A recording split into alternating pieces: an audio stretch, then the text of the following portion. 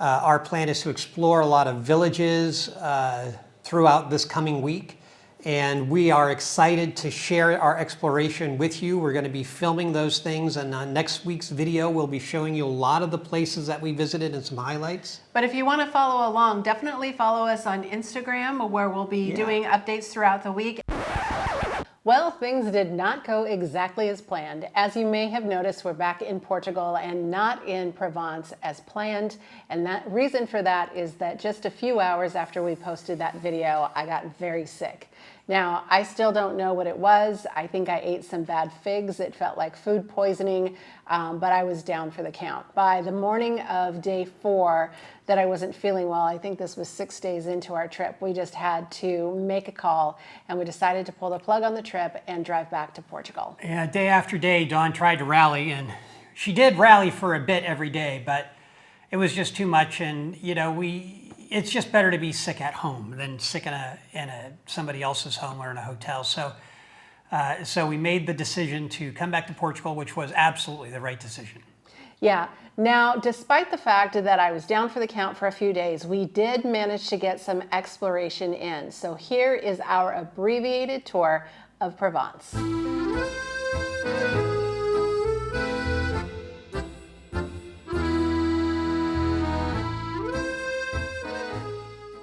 So we stayed in Arles and made that our home base for exploring this area of Provence. Now, Arles itself is a beautiful city. It dates back to the 6th century BC, and Rome came in the 1st century BC, and there still is a lot of Roman architecture left in Arles. For example, Colosseum that was built in the 1st century is still there, and they still use it.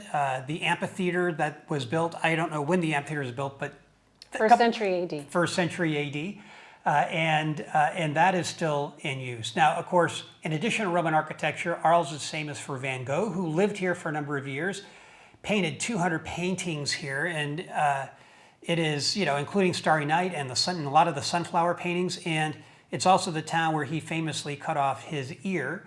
And Pablo Picasso also lived in Arles for a while. Yeah, Arles was really beautiful. We really enjoyed it here, and something that was unique just in the limited view that we had of Provence and places that we went is that there were a lot of tree-lined streets. Now, this was August and it was hot, hot, hot. And so we really appreciated all the tree-lined streets, restaurants. It was really nice to walk around. It was a city that was big enough that there were lots of options for restaurants and things like that, but it was small enough that we felt like we could walk around the whole thing pretty easily. And so I think that making our home base in Arles was absolutely perfect. Yeah, it actually was really a great place. And from our Airbnb, it was an easy walk for us to get into town. And that was really appreciated. Yeah, we didn't have to drive at all when we were actually in Arles. So we highly recommend that for a home base. Yeah. Now, the other thing that we really liked about Arles was how close it was to Lourmarin and Vaucluse. These are 2 areas in Provence that we wanted to focus on this trip. Now, Provence is huge. It's actually bigger than we realized, and there's more than 800 villages. So we knew it was way, way more than we were going to be able to see on this trip. But we also know that because we live here in Portugal, it's an easy trip to get there. So we could focus on one area of Provence this trip and then go back and see something else later. So depending on how much driving you want to do, staying in Arles was actually for us a great option. I mean, there were so many villages that were within a 30 or 60-minute drive, and for us, we were really trying to keep these day trips to be no more than 60 minutes away, just because, I mean, honestly, we had spent such a long time in the car to get there. It's a 16-hour drive or so over 2 days to get there, and another 16 hours to get back, of course. We just wanted to focus our attention in the area right around Arles, but there was so much to see, even more than we even had a chance to see. So in terms of tips for things to do in Arles, one of the things that I think we would like to do, and we just didn't know about it when we went there, is to see a concert or an event at the amphitheater or a concert or event at the Colosseum itself. These are 2 ancient buildings that or structures that are still in use today, still being done for the arts, and it would have just been a really interesting thing to participate in. Yeah, the day that we were there, there was a flamenco concert happening, and so there was this piano in the middle of all of these ruins. It was absolutely gorgeous, and we'll definitely plan for that if we're back in Arles. But the other thing to keep in mind is that even though this was ideal for us, it really is about proximity if you're thinking about a trip to Provence. As I mentioned, Provence is quite large, and even though Arles was ideal for us and where we wanted to explore, if you wanted to focus more of your trip on Nice or Cannes or Saint-Tropez, this probably wouldn't be the best home base because it's more than 2 hours, in some cases 2.5 hours to some of those places. So maybe a little bit longer than you might want for a day trip. But again, for what we wanted, it was just ideal.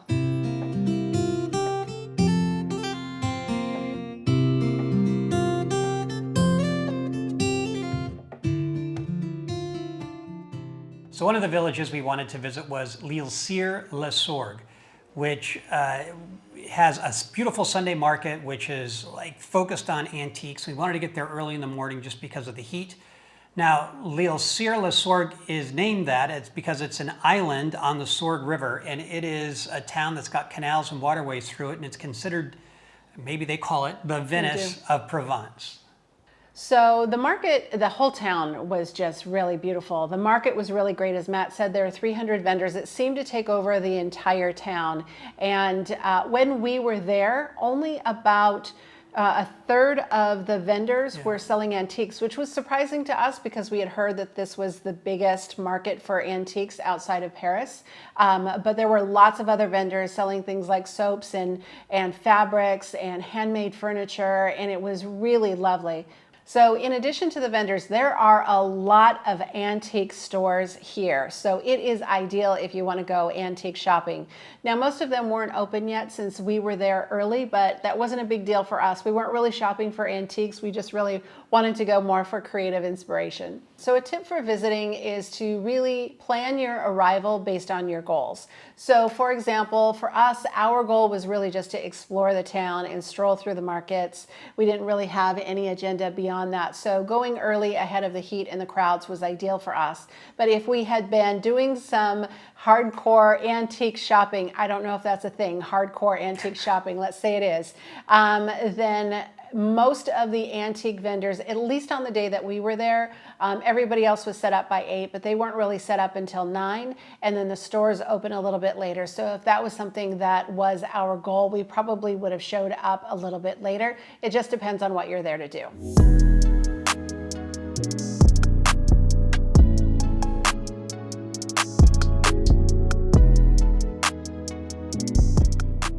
Now, I was really looking forward to seeing Lourmarin. This was a highlight that I was probably most excited to see on our trip. And so I was determined that no matter how sick I felt, I was going to rally and we were going to go. So we headed there for dinner one night. And she rallied to see this beautiful town. Now Lourmarin is considered one of the most beautiful villages in France. And when you walk through, you can really see why. I mean, it is a beautiful village, and it's lively with restaurants and shops, and in the summer, of course, all the restaurants, most people are sitting out on the street, and there is just a buzz to this town, which is really, really attractive. And you can see why so many writers and artists have called this town home. Yeah, when we first walked into this village, I said to Matt, this feels like a movie set. Like everything felt so perfectly curated that it didn't even seem real. We just really loved it there. So we ended up having dinner at a place called, I think it was called Le Bistro, and we sat outside under the stars and had dinner in Provence. It was really a perfect evening. Yeah, it really was. Now, like we said, we did plan to come back and spend more time, and regrettably, we were not able to. We ended up heading back home because of Dawn not feeling well. But it is a place that we want to go back to spend more time in. It's really spectacular. So our best tip about Lourmarin after our very limited experience there is definitely go. If you're planning a trip to Provence, definitely add this village to your list. It was really amazing, and we would highly recommend a trip there. So based on all of this, what are your overall thoughts of Provence? So I loved it. So we really saw 3 villages: Arles, L'Île-sur-le-Sorgue, and Lourmarin, and all three of them were really spectacular places to see.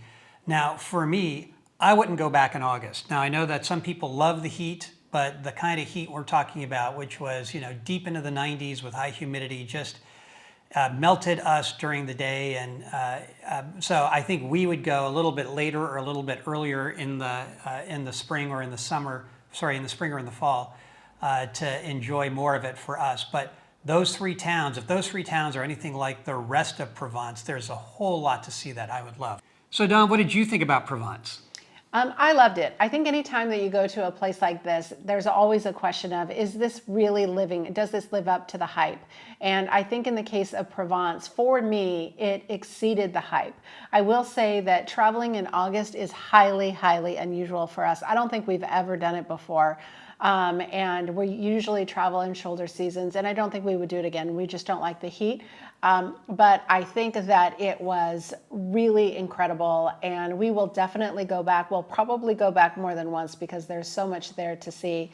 But based on the villages that we saw, we definitely want to spend some more time there. And if you want to see a video where we didn't get sick while we were traveling, watch 48 Hours in Dublin.